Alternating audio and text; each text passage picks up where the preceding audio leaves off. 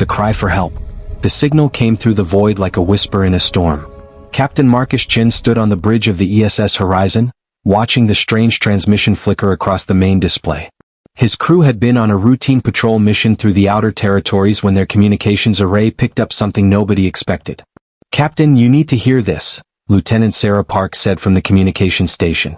Her voice carried an edge of urgency that made everyone on the bridge turn their attention to her. Marcus moved closer as Sarah played the transmission. Static filled the air at first, then a voice broke through. It was soft, melodic, but laced with unmistakable fear. The translation matrix worked quickly, converting the alien language into something they could understand. "This is Elder Savara of Velara Prime. Our world is under attack. We have no weapons. We have no defenses. They destroy our cities and take our people. If anyone can hear this message, please help us. We are dying." The bridge fell silent. Marcus felt something tighten in his chest. 20 years in the Earth Defense Fleet had taught him to keep emotions in check, but this was different. This was someone asking for help, reaching out across the endless dark, hoping someone would answer. "How far away are they?" Marcus asked. Sarah checked her instruments. "Approximately 4 light years, sir. The Velara system. I'm pulling up what we have in the database." Information flooded the main screen. The Velari were a peaceful species, herbivorous by nature, with a civilization built on art, philosophy, and scientific exploration. They had made first contact with the galactic community about 200 years ago. Their world was beautiful, covered in vast forests and crystal-clear oceans. They had no standing military, only civil security forces meant to handle minor disputes. "Who's attacking them?" Marcus asked. Lieutenant James Rodriguez, the tactical officer, pulled up additional data. "The Corthian Dominion, sir. They're an aggressive expansionist empire from the outer reach. Heavy gravity world, carnivorous species. They've been conquering independent systems for the past 50 years. Marcus studied the information. The Corthians were formidable. Their warriors were bred for combat, standing nearly 3 meters tall with thick armored hides. Their technology was advanced, their ships powerful. They took what they wanted and left nothing but ashes behind. "Captain, with respect, this isn't our jurisdiction," Commander David Walsh said. He was the Horizon's executive officer, a veteran who had served in the border wars. "Earth Command hasn't authorized intervention in non-aligned systems." Marcus knew David was right. Humanity had only been part of the galactic community for 40 years. Most alien species still viewed humans with suspicion. Earth was classified as a death world, a planet so dangerous that its dominant species had evolved into something most aliens found terrifying. Humans were stronger, faster, more aggressive than the majority of spacefaring civilizations. The galactic powers preferred to keep humanity at arm's length. "Send the transmission to Earth Command," Marcus ordered. "Let them know we've received a distress call and are requesting instructions." The response came back 3 hours later. Admiral Catherine Wright appeared on the screen from Earth Command headquarters. She was in her 60s, with gray hair and eyes that had seen too much war. "Captain Chin, we've reviewed the situation. The Velari distress call has been received by multiple vessels, but nobody is responding. The Galactic Council has declared this an internal matter. They're advising all ships to stay clear of the Velara system." Marcus felt anger rising but kept his voice level. "Admiral, these people are asking for help. We can't just ignore them. The Council believes intervention would set a dangerous precedent. They say the Corthians will withdraw once they've taken what they want." "And what do they want, Admiral? To strip the planet bare? To enslave the population?" Wright was quiet for a moment. Marcus could see the conflict on her face. She was a soldier same as him. She understood what it meant to answer a call for help.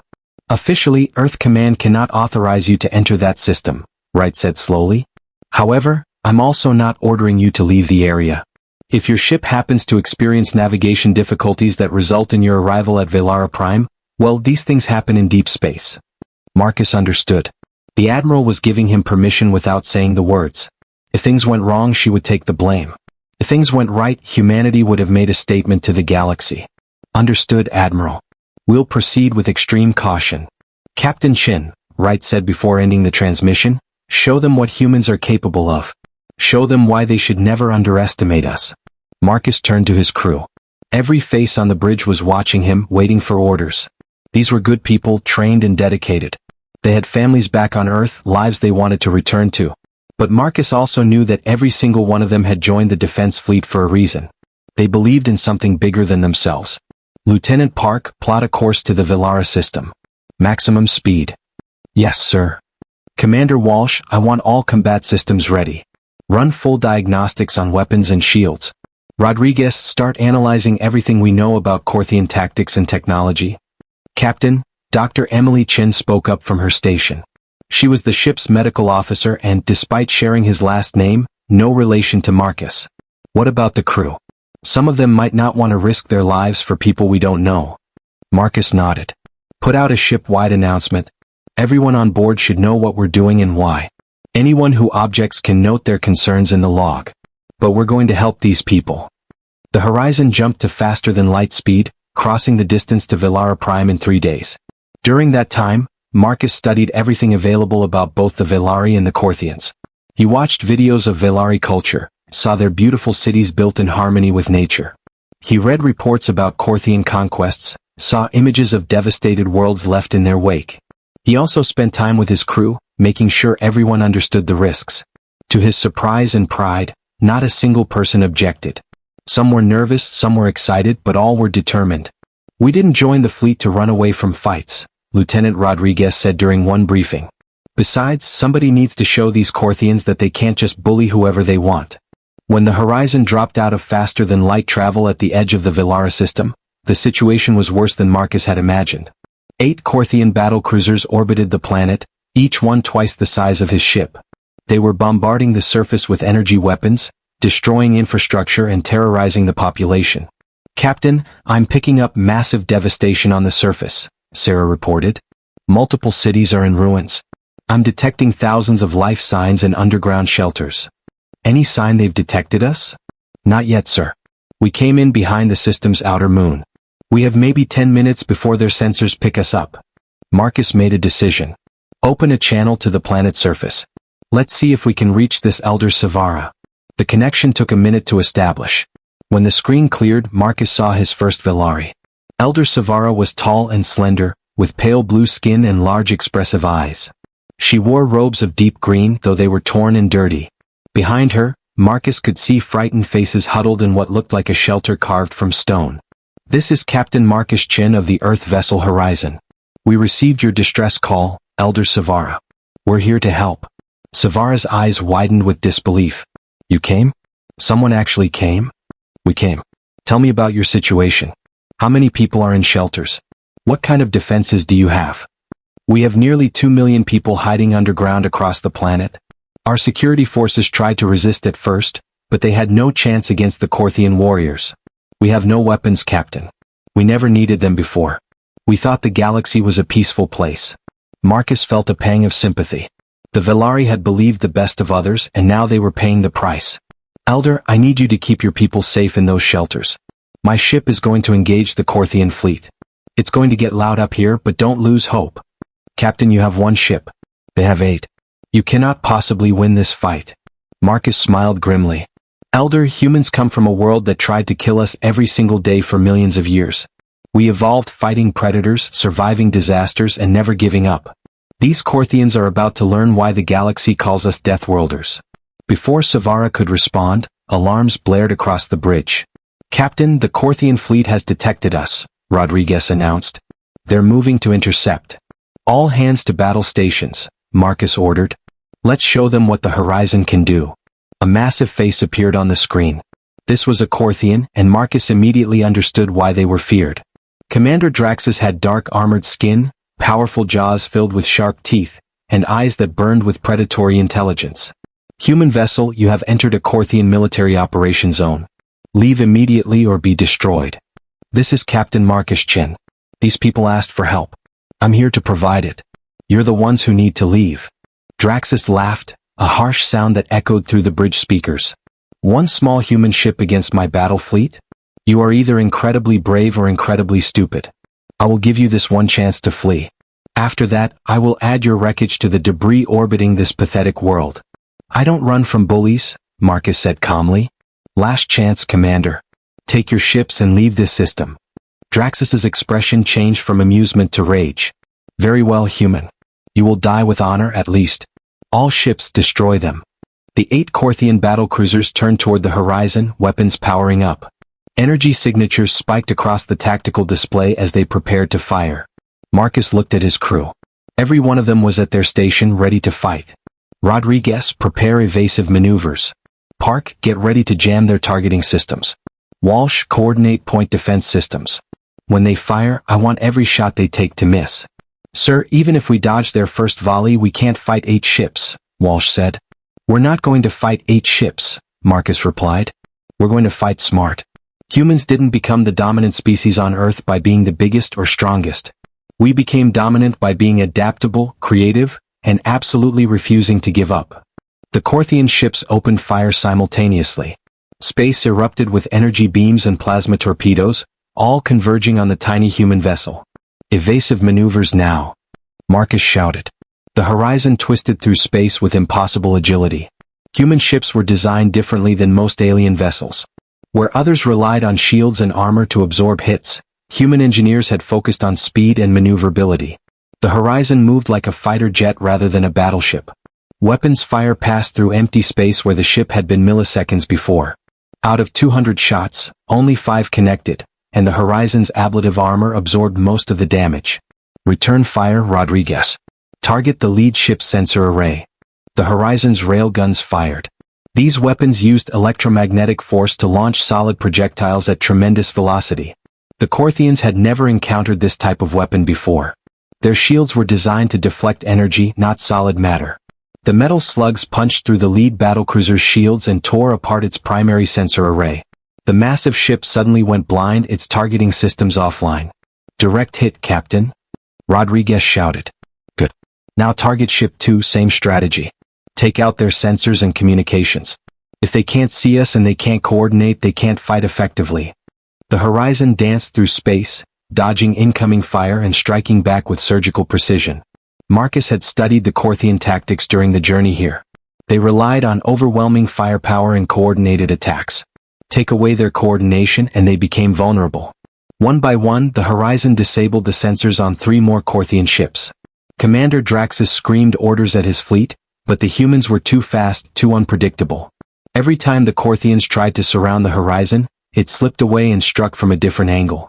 Captain, I'm picking up massive energy readings from the planet's surface, Sarah suddenly announced. Marcus looked at the display. The Corthian ground forces were preparing to fire on the civilian shelters. They're going after the civilians, Walsh said. If we don't stop them, millions will die. Marcus made his decision instantly. Rodriguez, launch all our atmospheric-capable drones. I want them on the surface in 3 minutes. Target every Corthian position threatening those shelters. Sir, if we launch our drones, we'll have no defense against fighters, Walsh warned. Then we better make sure they don't launch fighters, Marcus replied. Park, I need you to hack into the Corthian communication network. Upload the virus package from our tactical database. Sarah's fingers flew across her console. Captain, breaking into their network would be an act of cyber warfare. We could face serious repercussions. We're already in a shooting war, Lieutenant. I think we're past worrying about repercussions. 3 minutes later, human drones streaked through Villara Prime's atmosphere. They were small, fast, and equipped with precision weapons. The Corthian ground forces never knew what hit them. The drones struck with devastating accuracy, destroying weapon emplacements and forcing the warriors to take cover. In the shelters, Elder Savara and her people listened to the battle raging above and around them. They heard explosions, felt the ground shake, but the attacks on their shelters had stopped. The humans are protecting us, Savara whispered. One ship against an entire fleet and they're protecting us. Back in space, Commander Draxus watched his perfect military operation fall apart. The human ship was impossible to hit, his ground forces were under attack, and now his ship systems were going haywire. What is happening? He roared at his crew. Sir, we've been infected with some kind of computer virus. It's spreading through our network. Systems are failing across the fleet. Draxus felt fear for the first time in his military career. These humans fought like nothing he had ever encountered. They were outnumbered, outgunned, but somehow they were winning. All ships, retreat to minimum safe distance. We need to purge our systems and regroup. The Corthian fleet pulled back, giving the horizon a moment to breathe. Marcus watched them go, knowing this was only a temporary respite. Damage report, he ordered. Minor hull damage, shields at 60%. No casualties, Walsh reported. Captain, we hurt them, but they're going to come back and they're going to be ready for our tricks next time. Marcus nodded. He had bought time, maybe a few hours, but the fight wasn't over. He opened a channel to the planet. Elder Savara, you and your people are safe for now. But I need you to listen carefully. Help is coming, but we need to hold out a little longer. How can more help come?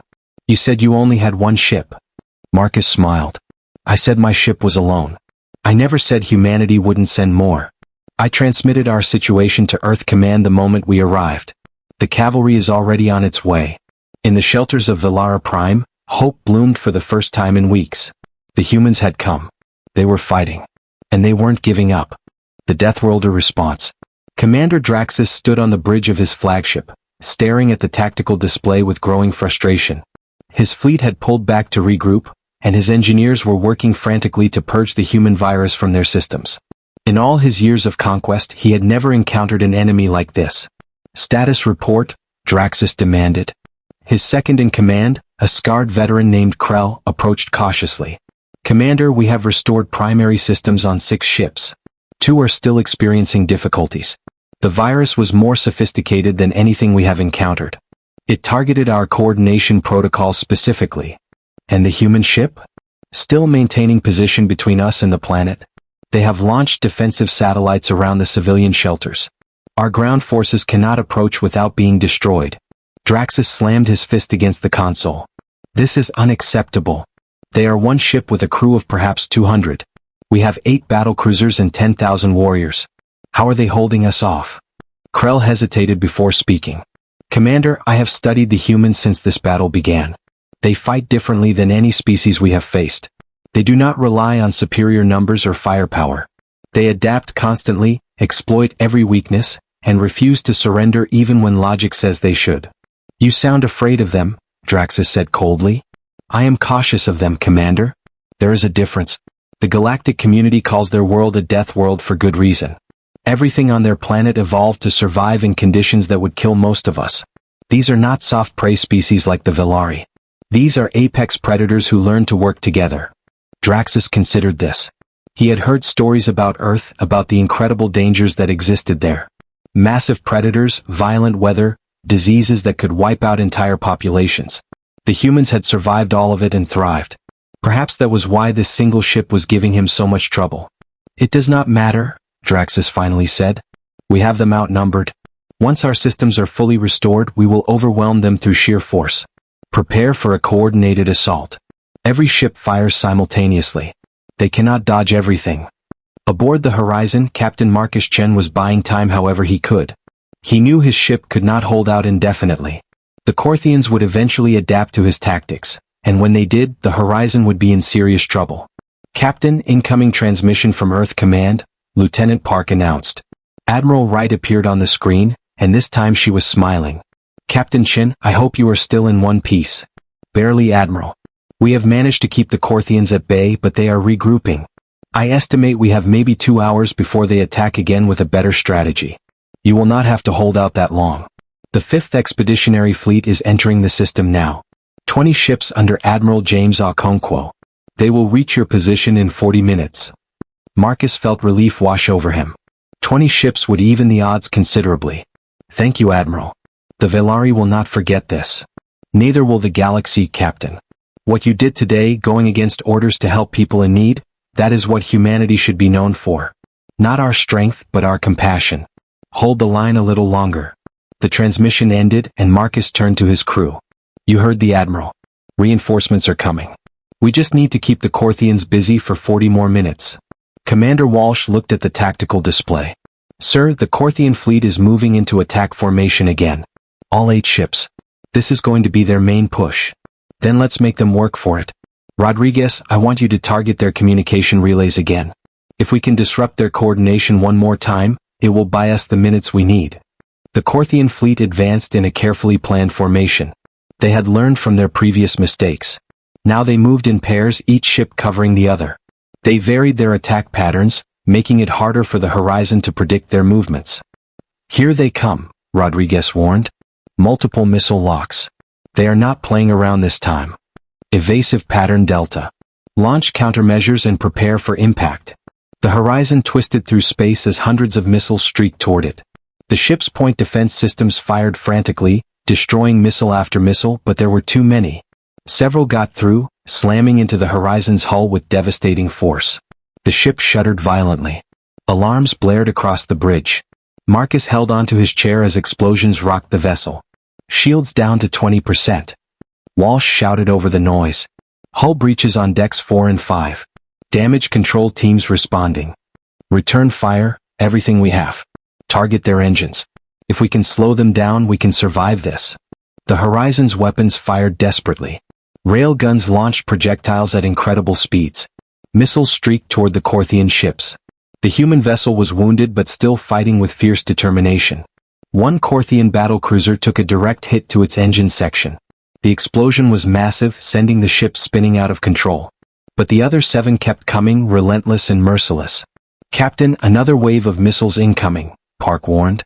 Marcus knew the Horizon could not survive another direct assault. The ship was too damaged, shields too weak. He made a desperate decision. Full power to engines. Take us directly at the Corthian flagship. Sir? Walsh looked shocked. They expect us to run. We are going to do the opposite. Charge straight at them. It will confuse their targeting systems and buy us a few more seconds. The Horizon accelerated directly toward Commander Draxus's flagship.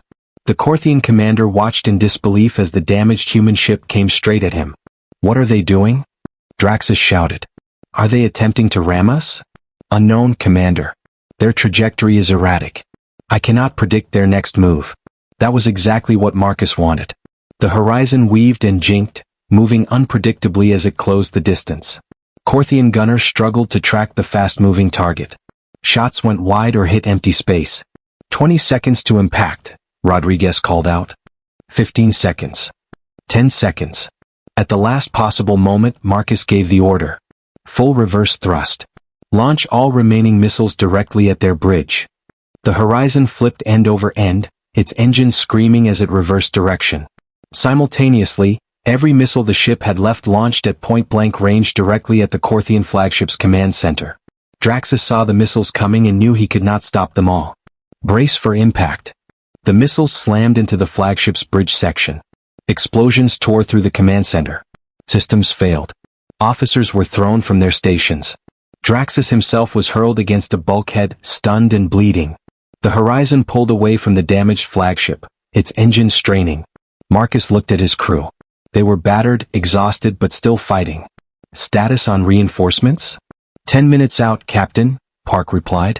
Commander Draxus is hailing us, sir, Rodriguez said. Marcus straightened in his chair. Put him through. Draxus appeared on the screen. He was injured, blood running down his face, but his eyes burned with rage and something else. Respect. You fight well, human. Better than any opponent I have faced. But you cannot win. You are one damaged ship. My fleet will destroy you, and then I will turn this planet into ash. You are wrong about 2 things, Commander, Marcus said calmly. First, I am not alone anymore. And second, you will not touch this planet or its people. What do you mean you are not alone? As if in answer, space itself seemed to tear open. 20 human warships dropped out of faster-than-light travel in perfect formation. The 5th Expeditionary Fleet had arrived. Admiral James Okonkwo's voice boomed across all frequencies. Attention, Corthian Fleet. This is Admiral Okonkwo of the Earth Defense Force. You are ordered to power down your weapons and withdraw from this system immediately. Any hostile action will be met with overwhelming force. Draxus stared at the tactical display in horror. 20 fresh human warships against his 7 damaged vessels. The odds had shifted dramatically. Commander, we must withdraw, Krell urged. We cannot win this fight. But Draxus was a warrior to his core. Retreat was dishonor. All ships, attack formation. We will not run from these Deathworlders. Draxus, don't do this, Marcus said. You have already lost. There is no shame in preserving your warriors' lives. There is nothing but shame in defeat, Draxus replied. Corthian Fleet attack. The 7 remaining Corthian battlecruisers charged toward the human fleet. It was a brave but futile gesture.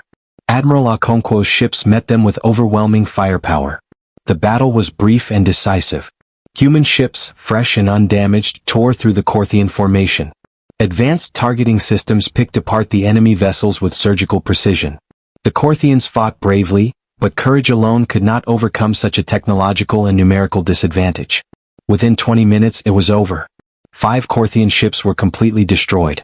The remaining 2, including Draxus's flagship, were so heavily damaged they could barely maintain life support. "Cease fire," Admiral Okonkwo ordered. "Open a channel to the surviving Corthian vessels." Draxus appeared on screen, defeated and broken. His ship was dying around him, fires burning in the background. "Commander Draxus, your fleet is destroyed. Your ground forces are surrounded. Surrender now, and I give you my word your warriors will be treated with honor." Draxus looked at the human admiral for a long moment. He had never surrendered in his life. The concept went against everything he believed. But he also knew that continuing to fight would only result in more deaths. "I yield," Draxus said quietly. The Corthian forces surrendered to Earth. On Villara Prime, Elder Savara and her people emerged from their shelters. They looked up at the sky, seeing human ships orbiting their world. The nightmare was over. They were safe. Captain Marcus Chin stood on the surface an hour later, having shuttled down with a diplomatic team. Elder Savara approached him slowly, her large eyes filled with tears. "You came," she said simply. "When no one else would help, when the entire galaxy turned away, you came." Marcus felt uncomfortable with the praise. "We did what anyone should do. You needed help. But no one else did help. Only humans. Only the species the galaxy fears, the ones they call dangerous and violent. You risked everything to save people you did not even know." Around them, thousands of Villari had gathered. They looked at the human crew with wonder and gratitude. These aliens had expected monsters based on what the galaxy said about Deathworlders. Instead they found protectors. "Captain Chin," Savara continued, "my people will never forget what you did here. From this day forward, Villara and Earth are allies. We may not have weapons or soldiers, but we have knowledge, art, and culture to share. Whatever we can offer, it is yours." Admiral Okonkwo arrived on the surface shortly after. He surveyed the damage to the Villari cities and immediately ordered human construction ships to assist with rebuilding.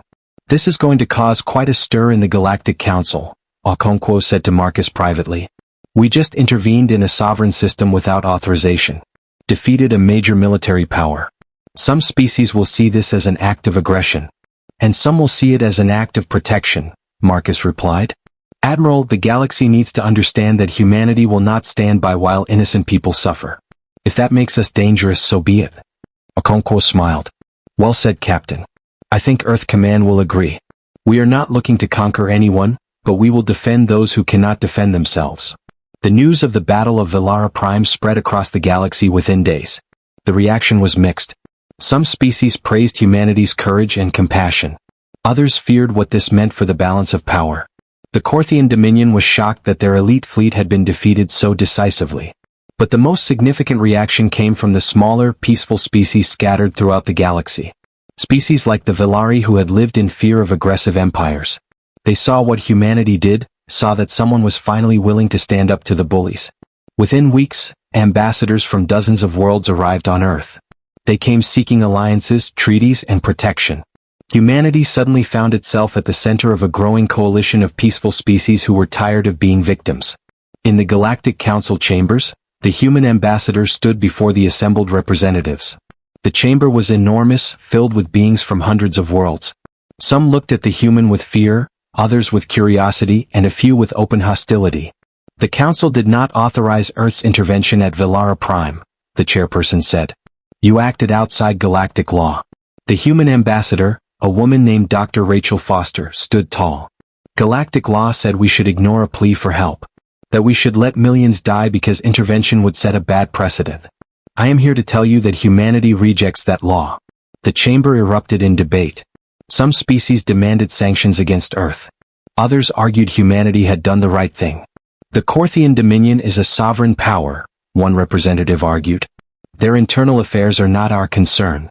"The Villari asked for help," Foster countered. "They reached out to anyone who would listen. The fact that only humanity answered should shame us all.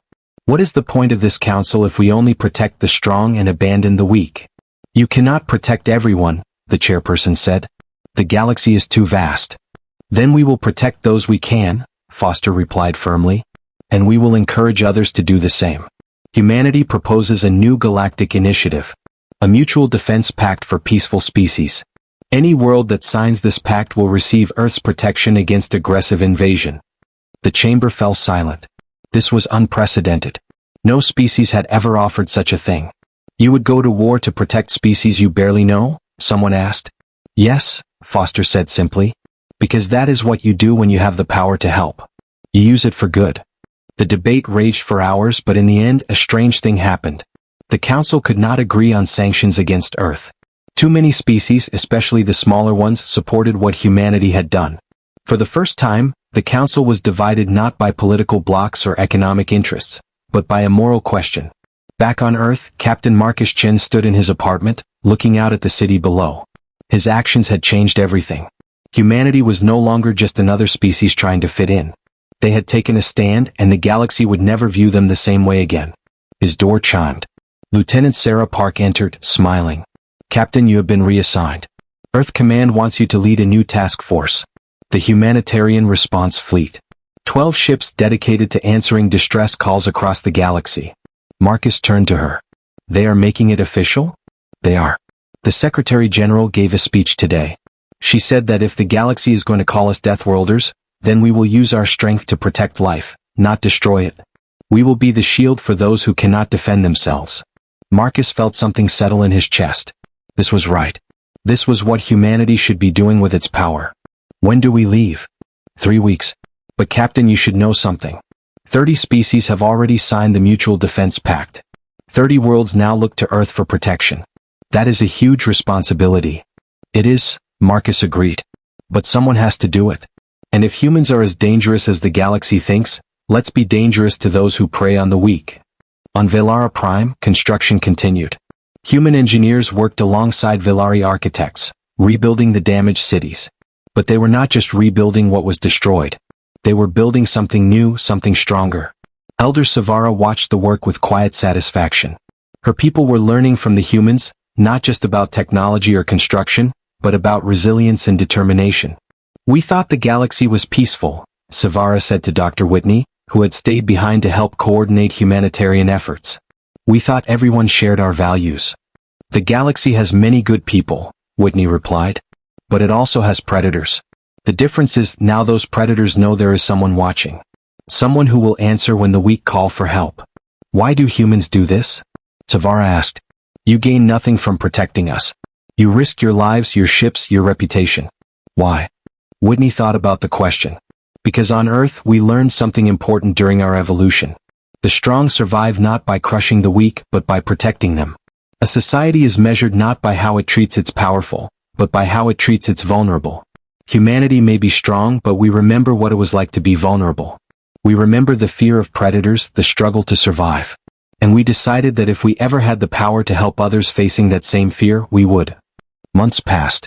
The Humanitarian Response Fleet under Captain Chen answered distress calls across the galaxy.